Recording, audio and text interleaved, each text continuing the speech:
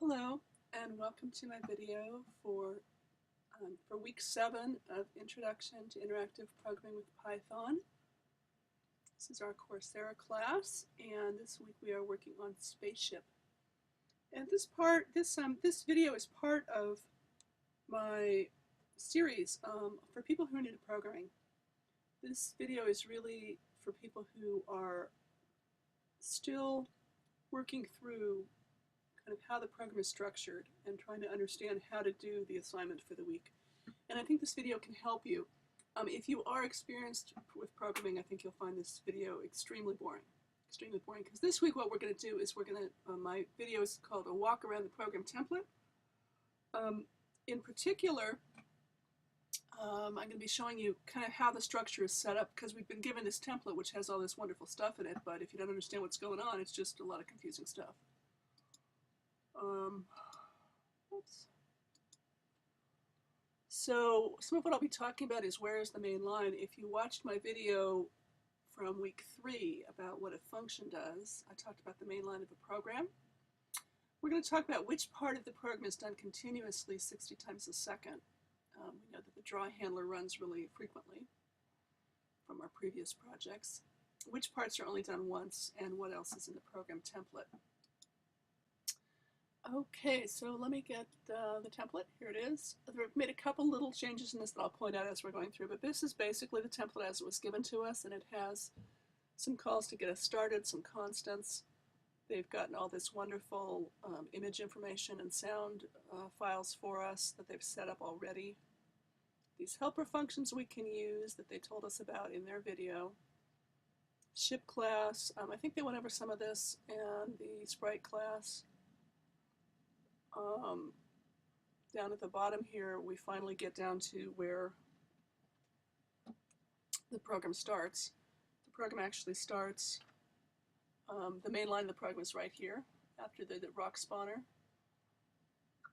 This is the main line of the program.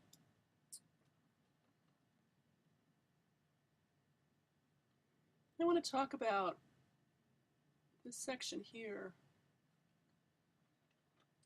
This is the draw function, and this is the main draw function. There's actually 3 different draw functions or methods in this program. This one starts right at the left edge. It's not inside of a class, so that's how we can recognize that it is the main draw function. It's not inside of a class. And within it, it's got this section that says draw the ship and the sprites, and this section that says update the ship and the sprites.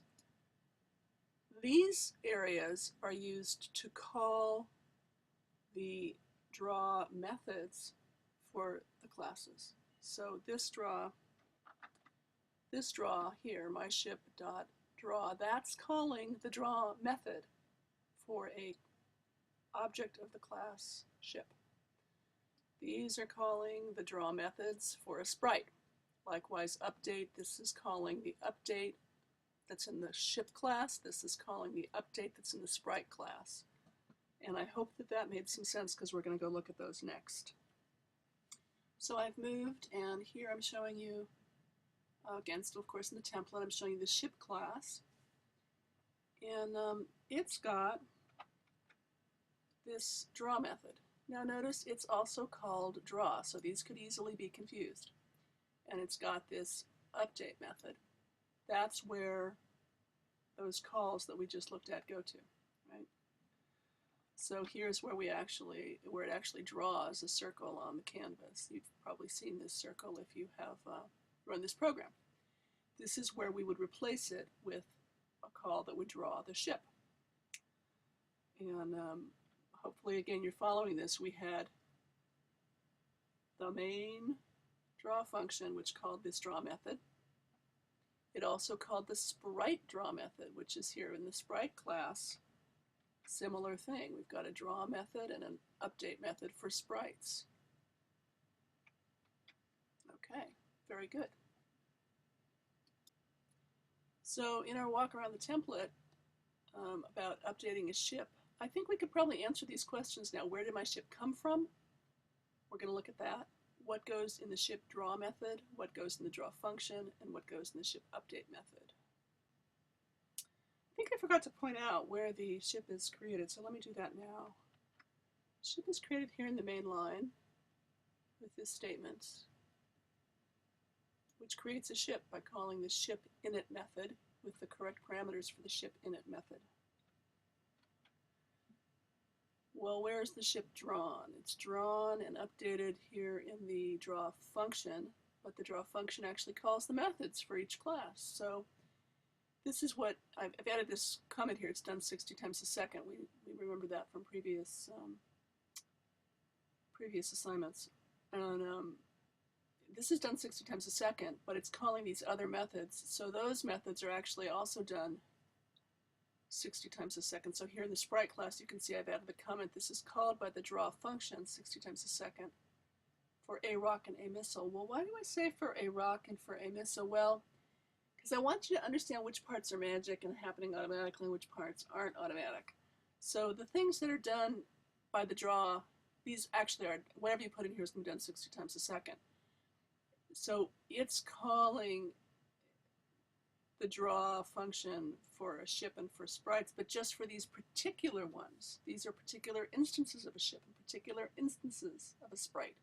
So it's not that any sprite or any ship you make will automatically get updated. It will only get updated if you list it here. So suppose we made a second ship called Joe's ship.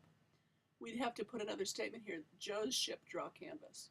Then it would get drawn. And we'd put another statement here, Joe's ship dot update, and then it would get updated by the update. Hope that that makes sense too. So these are done, automatically because we've told the other draw and the other update to do them. But they're done for the particular instances called a rock and a missile. And same thing for the ship. My ship is being told to run 60 times a second to do the draw and the update.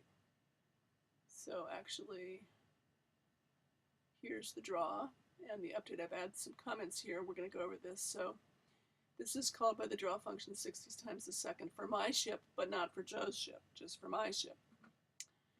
And the update is called by the draw function about 60 times a second for my ship. Again, my ship and not Joe's ship. I've added some comments here that I took out of my actual working copy of this week's assignment. What I'm trying to let you know here is that within this update there might be a number of steps you might need to do. You might do them in a slightly different order or in this order, but I just want to give you the idea that there are several things you might want to do to update the ship, and all of them can be put here within the ship class update. And then they'll be done automatically. So you could adjust the angle if you're turning. You might set the angle based on a variable that's set somewhere else. This is meant to be the beginning of my pseudocode here for adjusting the angle for turn. There might be some key that causes the ship to turn. And I might have a key handler that sets some variable. My point is that variables that are set somewhere else, if they are global, could be used in this function, this method, to change the angle of the ship, the position of the ship, the angle of velocity of the ship, the acceleration of the ship, whatever you might want to change. You might have lots of formulas in here. So for the position update, so I've got to adjust angle for turns, a position update, a friction update to slow the ship down, the velocity, a thrust update to increase the velocity in the direction the ship is pointed, and then I've got some code that keeps the ship from going off the edges of the frame. The only one of these that I've actually put in here is I did put in the code for the position update, which is self.position 0 plus equals self.velocity 0. I don't think I'm giving away a lot here. That's very similar to what we did in Pong. And so what I'm trying to show you is that for each of these comments, I actually have some lines of code that do that. So here's my position update. And these are, in fact, the comments that I copied out of my working program for this week. And I don't mean to overly belabor this point, but I want to say it again that the velocity, this self-velocity, could be set somewhere else. There could be some other function or method that increases the velocity of my ship. And it might do it, say, once, or it might do it, based on a timer or based on a click or whatever. I can use that as long as it's a global variable. I can use it here in my update. So I'm hoping you are getting the sense of the answer to which things are done frequently, like everything in this update and everything in this draw is going to be done 60 times a second. but it could be done 60 times a second using variables that are set somewhere else if you set them based on something that you don't want to have happening constantly. So I'm hoping that you're getting the sense of that. That's an important thing. Which things are done continuously? Which things do you need to put somewhere else? The things that are done continuously are the draw and update methods, the one in Ship, the ones here in Sprite, and then this draw function that's actually running the show. Okay. Sprites work. You might be wondering, how can I draw my ship instead of a circle? That's the very first step in the development process for the week. And so I've copied some information here that would help you with that. The program template has this statement in the, what is this? This is the draw function, the draw method for a ship. Ugh, too many draws. It's got this canvas draw circle that draws a white circle. I think it said it draw, did I say it drew a red circle? It draws a white circle. So this is what's in the template now, and it's in the draw method for a ship. And we know that we'll need to draw an image instead, so we'll need to draw image statement. We're familiar with those. It looks something like this. I went and copied this from line 141 of the template because I needed to find an example of how it works. I like to just take whatever's handy and change it because that's easier for me. But I did also go look at the documentation in case you want to see what it says about what's going to go where. And you might want to notice in the documentation there's two versions. There's this version and this version. This version's got this optional rotation at the very end. This is an optional field that you can pass in. That's kind of going to be important to us because we probably are going to want to rotate our ship. So that's something worth paying attention to. In this example that I copied from line 141 of the template where they're drawing a debris image that's part of the background, it doesn't have rotation. So if I start with this as my example that I'm going to modify, I'm going to need to add that.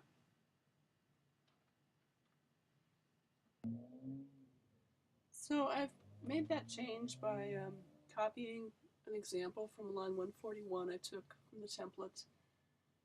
I knew I needed to draw image statement instead of a draw circle that was already there. So I copied line 141 and I put it into the draw function for a ship, the draw method for a ship. And then I changed all the parameters so that it had the right things to pass in to actually draw the ship. So I want to show you what I get when I start the program up, and there it is. There's the ship right in the middle, looking beautiful, looking really good. What about if I wanted to change where the ship starts from? How could I do that? Well, one way I could do it would be to change it right here in the ship initialization. It's drawing it in the middle of the canvas. I could change that and draw it somewhere else if I wanted to, and it's currently got no velocity. So if I wanted to, I could give it a very small velocity to start at. Now remember, I've already changed that in the update. I did have the update change based on the velocity as it happens. I didn't do the rest of these updates. I did just do this one though. So if I put in that velocity right in the beginning right here, of course there's other ways I could change the velocity. This is just as an example. And then what would I get? Then my ship starts somewhere else and it's moving. It's moving beautifully. It looks really good. I didn't put in the update for the edge of the screen though yet, so it looks like it just goes right off the edge of the screen, so I've got some work to do yet. Well, I'm hoping this has given you a really good sense of where things go in the program. But let's just take another example. What if I had, well, there's a sprite called a rock that they've made for us. What if I wanted to have that update? I wanted to change the position based on the velocity. Where would that go? That would go in the sprite class, and it would go in this update section, which would happen. Anything I put there is going to happen to every sprite, so that's a pretty general thing to add. What about if I wanted to make a new sprite called a gumdrop? I would initialize it here in this initialization section. I would say a gumdrop equals sprite, and I'd put in all the right parameters for that.